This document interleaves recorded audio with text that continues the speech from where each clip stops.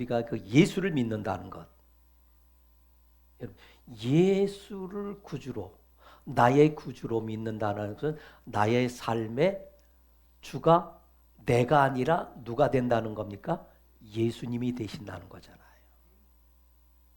그러니까 예수를 구주로 믿는다라는 것은 그 고백 속에서 이제는 내 생각대로, 내 뜻대로, 내 기분대로, 내 감정대로가 아니라 이제는 어떻게 하든지 주님의 가르침대로, 주님의 말씀대로, 성령께서 인도하심에 끝까지 순종하며 나가고자 이렇게 이제 그 고백하는 것이 예수를 믿는다라는.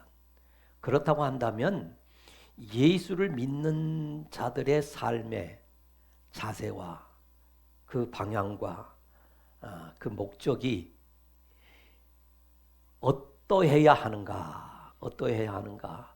오늘 이 말씀을 통해서 한번 저는 제 자신을 다시 한번 돌아보면서 말씀을 준비하면서 내가 앞으로 어떤 은퇴를 했지만은 은퇴를 하고 난 이후에 나의 삶의 자세와 내가 앞으로 은퇴를 했지만은 내가 어떤 방향으로 어떤 일들을 좀 추구하며 살아야 될지 이런 것들을 깊이 생각할 수 있는 기회가 되어졌습니다. 오늘 이 본문은 오늘 이 사무엘하 7장 1절부터 13절 이 말씀이 있지만은 특별히 오늘 이 말씀 속에서 보면은 1절에서 4절에 있는 말씀을 한번 저는 굉장히 중심적으로 좀 봤습니다. 이제 이 다윗 왕이 모든 원수를 무찌르게 하신 이 하나님께서 이제 이 평안함을 허락하신 바로 그때에 자신은 백향목에 궁궐에 거하고 있는데 하나님의 전은 아직도 천막 성전이에요. 천으로 되어진, 가죽으로 되어진 바로 이런 곳에 있다라는 것이 마음에 늘 걸렸던 것으로 보여집니다. 그렇기 때문에 내가 이제 어느 정도 내 인생에 이제 결산할 날도 멀지 않았고 하나님께서 모든 원수를 다 물리쳐 주셨으니 이제는 내가 해야 할 일이 이제 하나님의 성전을 짓는 것이지 않겠는가. 이렇게 해서 이것도 자기가 좋다고 결정한 것이 아니라 하나님의 선지자인 나단에게 상의를 하죠. 여러분 아무리 좋은 일이라 할지라도 우리가 때때로 신앙생활하면서 내가 어떠한 그런 좀 멋있는 아름다운 좀 멋진 일을 하고 싶을 때 여러분들 그냥 스스로 이게 좋을 거니까 내가 독단적으로 하는 것보다는 그래도 좀 영적인 지도를 받는 분에게 가서 이렇게 상의를 하면 얼마나 좋을까요? 그죠? 그렇지 않겠습니까? 내가 좋은 것이 되어진다 할지라도 그것이 이제 또 내가 볼 수 있는, 내가 성도로서 볼 수 있는 어떤 그런 그 수준이 있잖아요. 그 안목이 있단 말이에요. 우리가 이 사업을 해보신 분들은 아마 알 거예요. 사업을 해보신 분들은 이제 내가 과장일 때 보던 수준과 내가 부장일 때 보던 수준과 내가 임원일 때 보던 수준과 또 내가 회사를 총책임지는 이런 위치에 있을 때 보던 수준 판단하는 것들이 다르거든요. 다릅니다. 이 다윗의 멋진 면은 내가 아무리 좋은 것 같을지라도 선지자인 나단에게 상의를 하잖아요.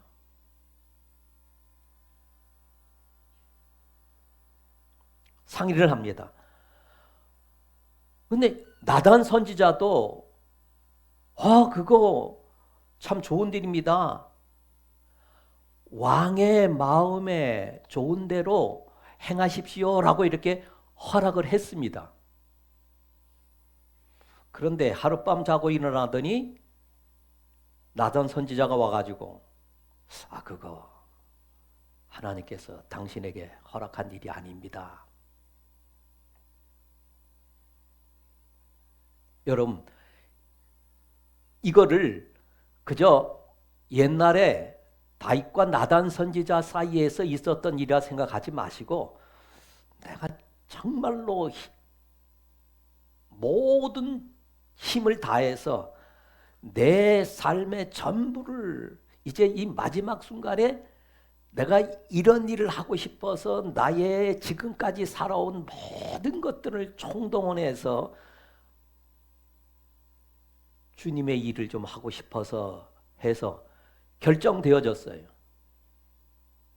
그런데 하나님께서 지난밤에 나한테 말씀하시는데 당신에게 그런 일을 허락하지 않았습니다 라고 이렇게 했다고 한다면 여러분들은 어떻게 했습니까? 어떻게 판단하고 어떻게 행동하시겠습니까?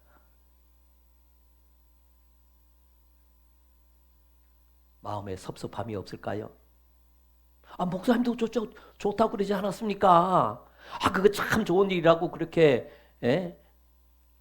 말씀하지 않았습니까? 내가 생각해봐도 이건 참 멋진 일인데 왜 반대를 하십니까? 라고 이렇게 할 때 이런 상황에 처했다고 한다면 만약에 내게 이런 상황 속에 이런 어떤 고귀한 뜻을 가지고 이렇게 제안했는데 목사님의 제안했는데 좋다고 했어요.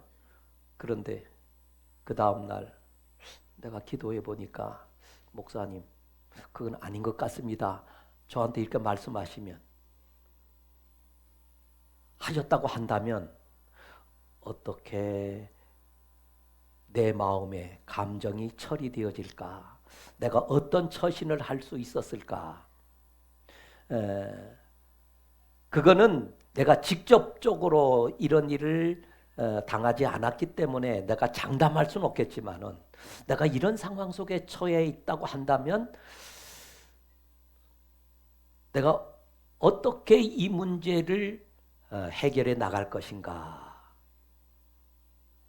저는 언제든지 보면 그 길은 어디에 있어요? 하나님의 말씀 속에 있다. 저는 그렇게 생각합니다. 또 그렇게 생각하면서 살아왔고 100%다 그렇게 했다라고 장담할 수는 없겠지만은 어떤 중요한 이런 결정적인 이런 순간에 내가 어떤 판단하고 선택할 때에 주님께서 이것을 어떻게 말씀하시는가? 주님께서 어떻게 판단하실까? 이런 것들에 대하여 좀 생각을 많이 하는 바로 이와 같은 이런 자세를 좀 가지려고 했습니다. 자, 그렇다고 한다면 내가 그런 상황 속에 처해 있었다고 한다면 이 다윗도 그런 결과가 주어졌을 때 그것이 허락되어지지 아니했을 때 그는 어떻게 처신하고 있는가? 어떻게 처신했는가? 바로 이것을 한번 살펴보고 싶었습니다. 이 다윗이 그러고 난 뒤에 어떻게 처신을 하고 있는가? 어떤 모습을 우리들에게 보여주고 있는 것인가? 내가 정말로 다윗과 같은 이런 상황 속에 놓였을 때 여러분들 좀 그런 꿈을 좀 가질 필요가 있을 것 같아요.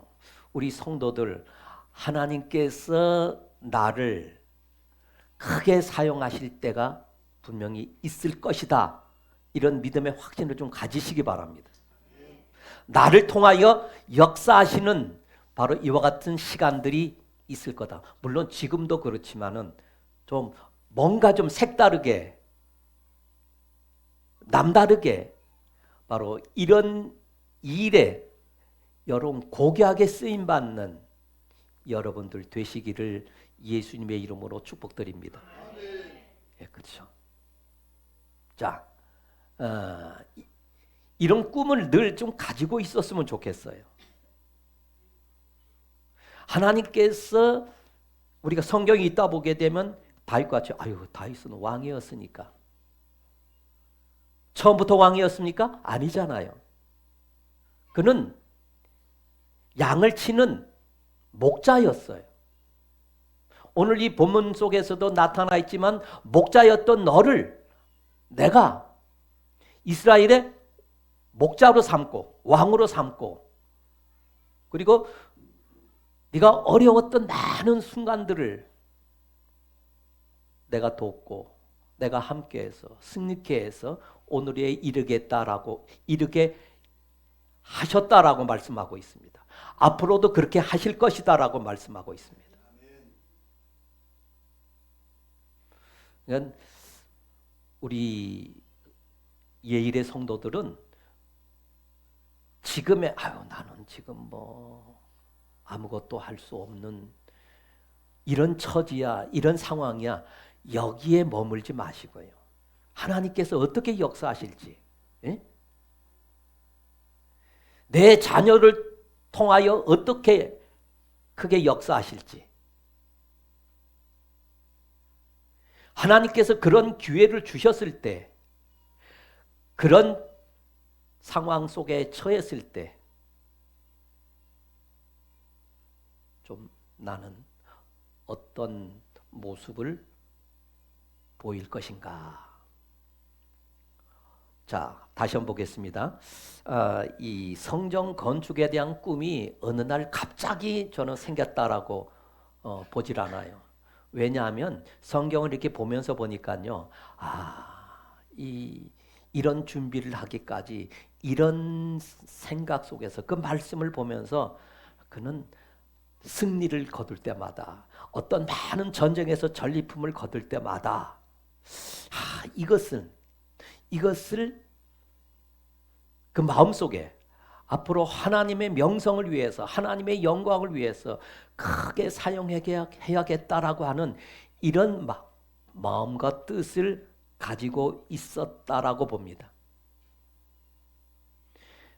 거절되어졌지만 그래 이건 내 할 일이 아니야. 이것으로 끝나는 것이 아니에요.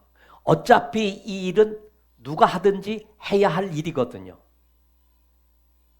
그러면 내가 여기서 하나님께서 성전 건축을 허락하지는 않았지만은 내가 건축을 위해서 할 수 있는 부분이 무엇일까? 다윗은 이것을 생각했습니다. 그래서 22장 2절에서 4절의 말씀을 보면 한번 같이 읽겠습니다. 역대상 22장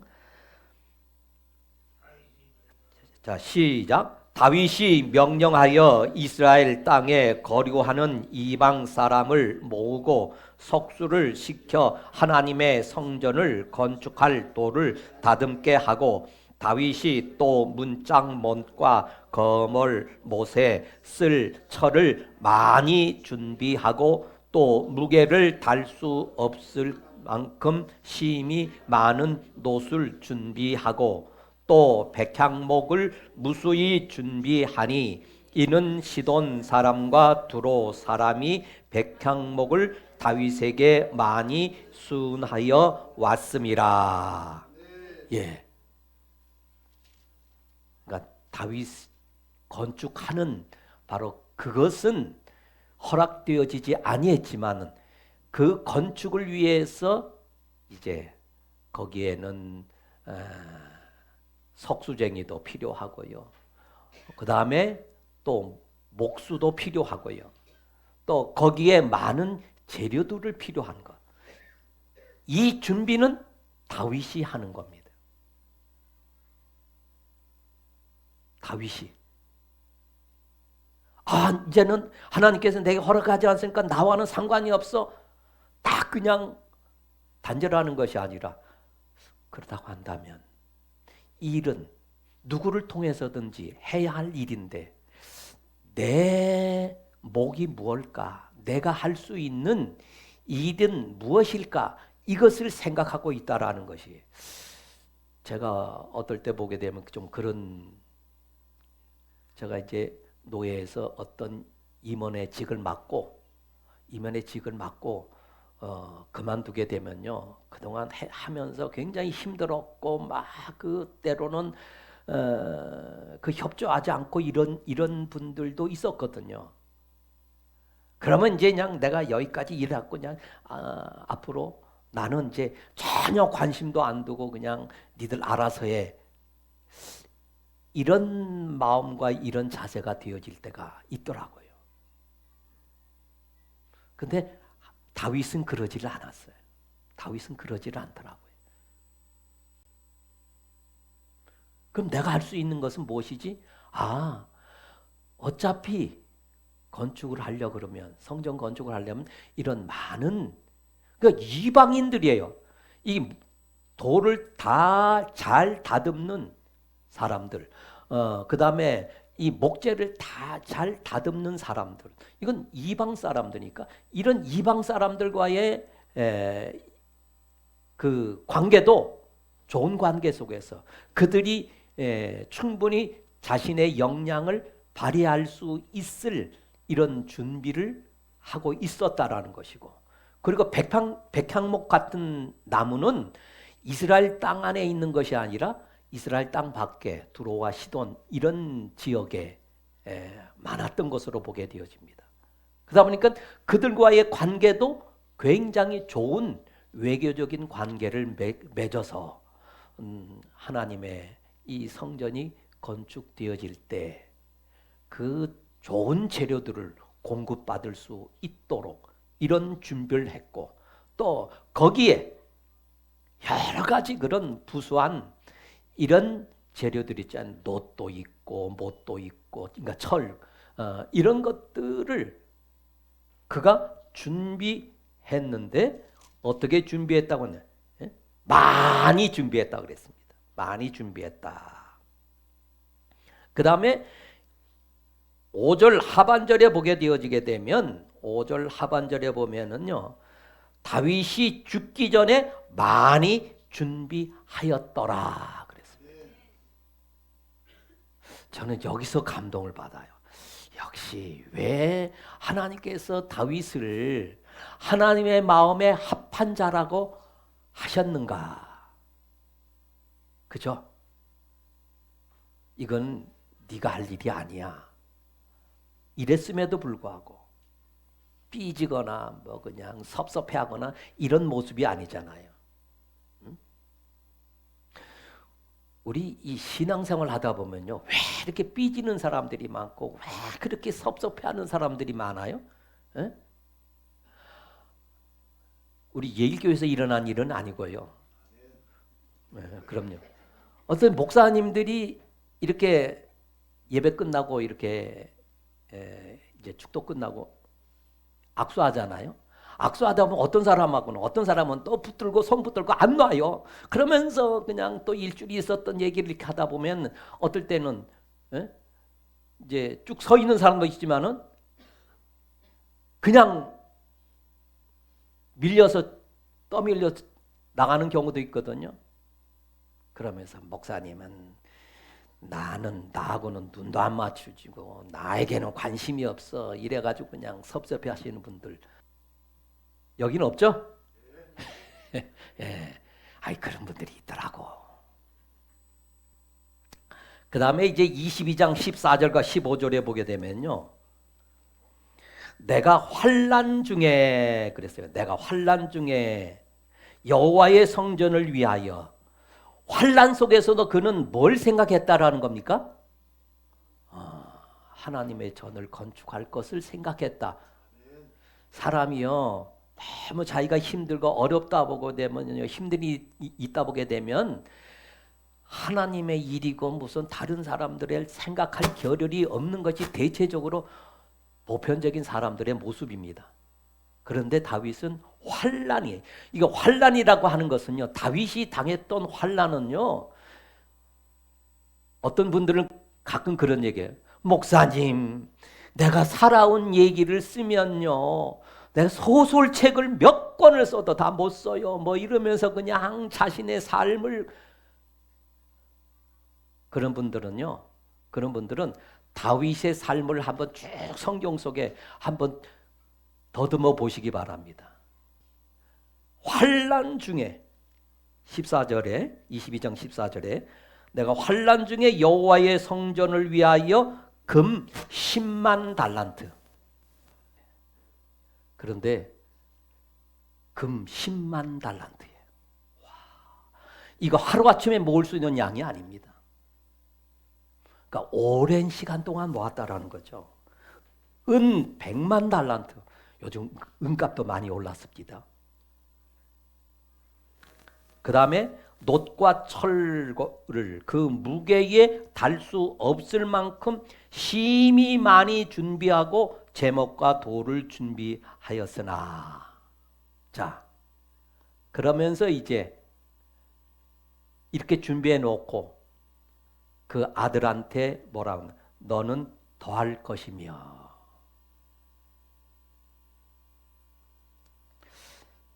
자, 어느 날 갑자기 준비한 것이 아니에요. 어려우면 어려울수록, 환난 중에 있으면 있을수록 더더욱 그는, 그러니까는 이 다윗의 삶이 그 중심이 어디에 있다라는 것입니까? 오직 하나님께 있었는 거예요. 내가 왕위에 있을 때든지 왕에서 쫓겨나가지고 도망 다닐 때든지 상관하지 않고 오직 나의 영광은, 나의 머리를 드시는 자는 누구? 여호와 하나님이다.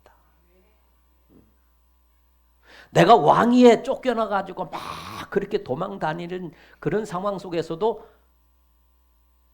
여러분들 같으면 어떻게 됩니까? 자다가도 벌떡 일어나고 잠도 못 자고 그냥 원망하고 불평할 건데 그는 평안히 눕기도 하고 평안히 자기도 하리니.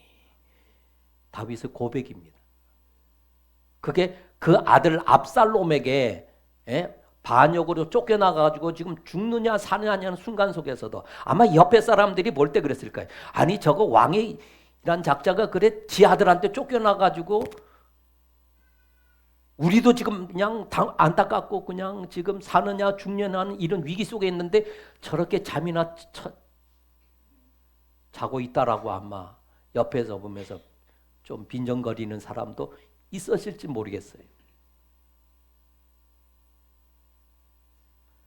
그러니까 다윗의 삶은 환난 중에 있으면 있을수록 더더욱 누구를 바라보는 겁니까?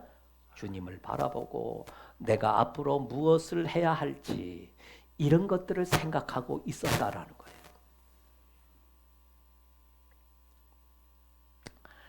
그 다음에 22장 5절에 아까 그랬잖아요. 하반절에 죽기 전에 많이 준비했다 그랬고, 그 다음에 29장 2절에 보면 29장 2절입니다. 29장에 역대상 29장 2절에 보면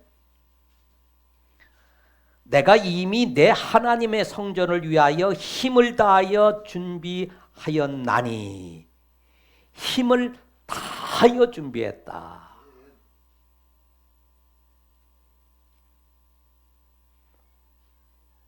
왜 이렇게 할 수 있었을까? 왜 이렇게 할 수 있었을까? 저는 생각해 봤어요. 내 아들이 왕이 될 거니까 어차피 내 아들이 에게서 성전 건축을 하니까 내 아들을 위해서 준비한 것 같지만은요, 그건 아니에요. 이제 그냥 이것으로 물품적인 준비, 어떤 인력적인 준비, 물질적인 준비만 한 것이 아니라 그 아들 솔로몬에게 아주 신신당부를 합니다. 22장 6절을 보겠습니다. 다시요. 오늘 정신없죠? 22장 6절에 보면 다윗이 그의 아들 솔로몬을 불러 이스라엘 하나님 여호와를 위하여 성전 건축하기를 부탁하여. 어린 다윗에게 아유 저게 어린 게 뭘 할 수 있을까가 아니라 여러분 어릴 때부터 신앙적인 이런 교육은 대단히 중요한 겁니다. 부탁했다, 당부하고 있는 겁니다. 당부하면서 왜 내가 아닌 솔로몬 네가 성전 건축을 해야 하는지에 대하여 그는 그 아들에게 분명히 알려주고 있습니다. 그 이유는 바로 뭔가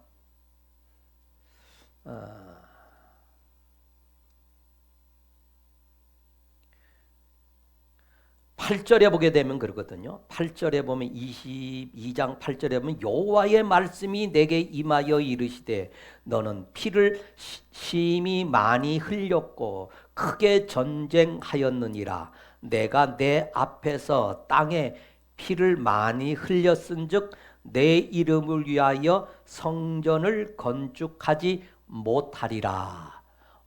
그러니까 다윗에게 하나님께서 성전을 건축하지 못하게 하신 이유가 있죠. 그게 바로 뭐냐? 내가 왜 그런 일을 하면 아버지가 하지 왜 나한테 이 큰 일을 시킵니까? 요즘 못된 것들은 또 그럴 수도 있잖아요. 왜 네가 해야 되는지, 왜 네가 해야 되는지, 이거는 하나님의 명령이지만은 내가 하기 싫어서가 아니라, 내가 늙어서 귀찮아서가 아니라, 너에게 부담을 지우기 위해서가 아니라 내가 하기를 원했지만은 너는 전쟁에서 피를 많이 흘렸어. 그러니 하나님의 성전을 건축하는 거는 다윗이 아닌 네가 할 몫이야. 바로 이렇게 말씀하고 있습니다. 그러니까 왜 네가 해야 되는지, 무엇을 해야 하는지, 이것으로 끝난 것도 아니에요. 22장 17절에 보니까요 뭐라고 되어져 있습니까? 또 다윗이 또 이스라엘 모든 방백에게 명령하여 그의 아들 솔로몬을 도우라 하여. 그러니까 얼마나 철저하게 지금 준비합니까? 여러분들 내가 사업을 할 때 내 이런 주변에 측근자가 있으면은 참 좋겠죠. 이런 부모님이 계셔서 내가 할 일에 대하여 모든 그 여건을 다 준비해 놓으셨다고 한다면 그 출발이 얼마나 순탄할 수 있을 것인가 생각해 보면요. 이건 참 대단히 아름다운 일이고 멋진 일이에요.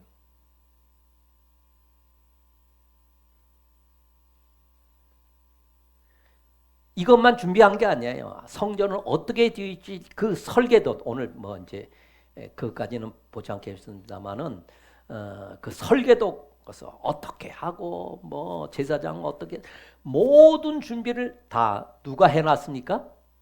준비는 솔로몬이 아닌 다윗이 준비해놓고 솔로몬은 그냥 시작만 한 거예요. 주의 일이라는 것이 이렇게 되어질 때 이게 아름답게 멋있게 잡음 없이 그러니까 이방 그 땅 안에 거하던 이방인들도 그렇죠. 모든 백성들도 그렇죠. 모든 방백들에게 이 일은 해야 할 일이라고 하는 것을 대하여 그러니까 여기에 이스라엘 안에 거주하는 모든 사람들이 다 일에 하나같이 마음을 같이 했고 동참했다라는 겁니다. 주의 일은 바로 이럴 때 크게 놀라우게 역사되어지는 겁니다. 여러분들 교회 안에서 아까 광고하셨죠? 새벽기도 몇 시부터 몇 시까지? 며칠부터? 목사님이 알아서 하시오. 나는 내 형편이 있으니까. 그래가지고 그냥 그건 목사님이 할 일이고 그건 시간 많은 사람들이 하는 일이지. 뭐 나같이 바쁘고 하는 사람들이 뭐 여러분 이렇게 되어지면 제가 이 목회하면서 어떨 때는 막 뭘 준비해가지고 그냥 막 하려고 하다가 탈진되어지는 경우가 있더라고. 그런데 아무리 힘들어도요, 그냥 우리 성도들이 마음을 같이 하고 하나가 되어져 가지고 막 그냥 기도회 할 때는요, 목사가 힘이 나요.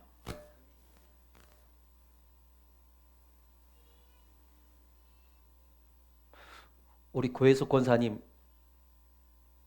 우리 조병수 집사님 때 얘기를 안 할 수가 없어요. 내가 주일날 아침에 새벽에 고대병원에 같이 모셔다 드렸는데 예배 끝나고 나니까는 들려오는 소식이 오늘 넘기기가 힘들다고 하는 이런 그야말로 청천벽력 같은 이런 소리를 들었을 때 제가 그날 저녁부터 우리 모든 성도들에게 비상소집을 했습니다. 기도하자. 정말로 뜨겁게 기도했습니다. 하루도 빠짐없이 기도하는데 그때 우리 성도들이 함께 모여가지고 기도하는데요.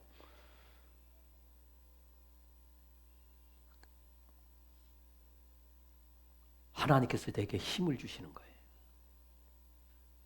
그 성도들의 그 간절한 기도를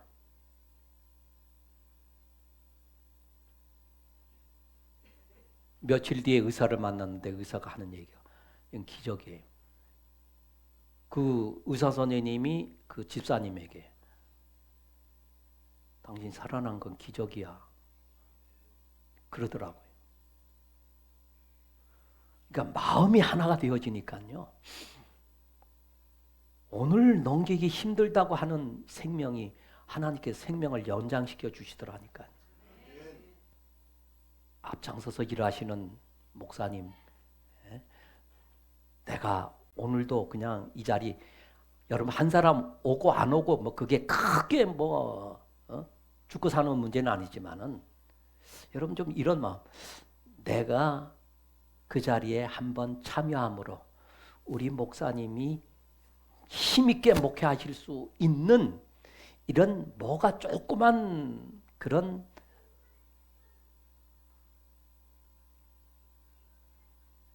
일이 그 결과가 될 수 있다고 한다면 내가 일주일 좀 뭐 그냥 잠 좀 몇 시간 좀 설치지 조금 뭐 내가 힘들고 말지 내가 조금 일찍 자고 일찍 일어나면 되겠지 이렇게 하면서 이런 마음을 우리 모든 성도들이 가질 때 그 속에 마음이 하나 되어질 때 예루살렘을 떠나지 않고 모든 성도들이 마음을 같이하여 함께 모였을 때 마음을 모두었을 때 성령의 역사가 성령의 강림의 역사가 나타났던 거죠. 마지막으로요. 왜 해야 하는가?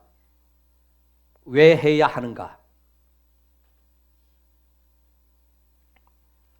5절을 다시 보겠습니다. 22장 5절에 보게 되면은 우리 다 같이 한번 읽어보겠습니다. 다 같이 22장 5절 시작. 다윗이 이르되 내 아들 솔로몬은 어리고 미숙하고 여호와를 위하여 건축할 성전은 극히 웅장하여 만국의 명성과 영광이 있게 하여야 할지라. 명성과 영광. 누구의 명성? 다윗의 명성? 솔로몬의 명성? 여호와의 명성이에요. 하나님의 이름을 하나님의 이름이 높아질 수 있다고 한다면 내 하나쯤 내가 낮아지고 내가 마음을 다르게 하고 내가 헌신하고 내가 좀 잠을 적게 자면 하나님의 이름이 드러날 수가 있고 하나님께 영광이 돌아갈 수 있다고 한다면 이 일에 적극적으로 참여할 수 있는 여러분 되시기를 예수님의 이름으로 축복합니다. 살아계신 하나님 아버지, 때때로 내 중심이, 내 마음이 거절되어질 때 우리는 당혹해하고 때로는 섭섭해하는 이런 모습을 보일 때가 많습니다. 모든 사람들이 다 좋다고 했는데 그것이 거절되어질 때에 우리는 또한 하던 일을 중단해 버리려고 하는 이런 어리석음을 가질 때가 많습니다. 하나님의 일을 함에 있어서 어떻게 하는 것이 바른 것인지 옳은 것인지 오늘 다윗을 통하여 우리에게 말씀하여 주신 이 말씀을 오늘 우리의 삶 속에 분명히 새기게 하셔서 내가 할 수 있는 힘이, 내가 할 수 있는 영역이 무엇일지를 조용히 생각하며 내 이름이 아닌 주의 이름이 높여지기 위하여 내 영광이 아닌 주의 영광이 드러나기 위하여 힘을 다하여 죽기까지 힘쓰며 살아갈 수 있는 믿음의 사람들이 되게 하옵소서. 지금은 우리 구주 예수 그리스도의 은혜와 하나님 아버지의 만극하신 사랑하심과 성령님의 교통하심이 오늘도 언제나 주의 이름과 주의 영광을 위하여 살고자 마음속에 깊이 다짐하며 기도하며 저의 삶의 현장으로 돌아가는 사랑하는 예일의 모든 심령들 위해 가정 위에 계획하는 모든 일들 위에 이 나라 이 민족 위에 지금부터 영원토록 함께 계실지어다.